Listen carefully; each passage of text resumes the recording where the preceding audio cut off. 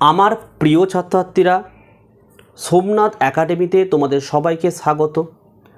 মাধ্যমিক জুন 2024, আজ 7ই আগস্ট বুধবার বিকেল 5টা থেকে কিন্তু অনলাইনে রেজাল্ট পাবলিশড হয়ে গেছে।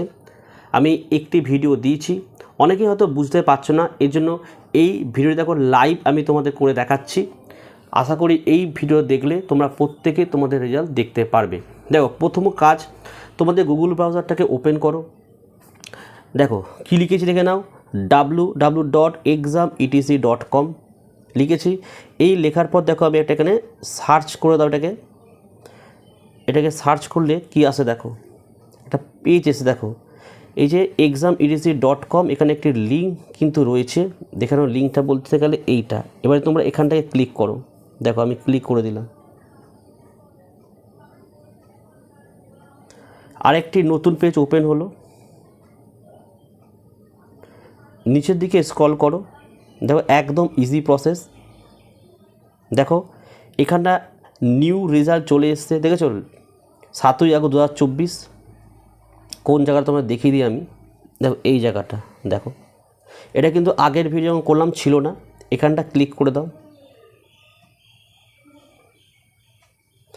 এখানে ক্লিক করার পর নিচের দিকে স্ক্রল করে চলে আসো। দেখো কি আসছে এবারে, দেখো কী এসছে এখানটা। দেখো 7/8/2024 আজকের ডেট, মাধ্যমিক পরীক্ষা সেকেন্ডারি এক্সাম জুন 2024।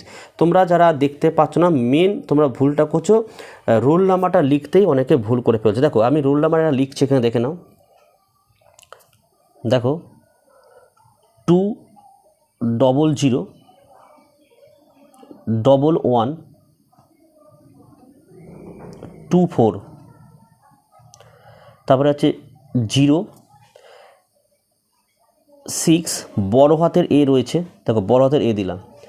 এইটা অনেকে লিখে সার্চ করছো রেজাল্ট পাস। দেখো তবে নাম্বারটা অনেকে লিখতে ভুলে আছে। নাম্বার দেখো এখানে পরপর লিখবে 1062, ব্যাস এইটুকুই তোমরা লিখেছো।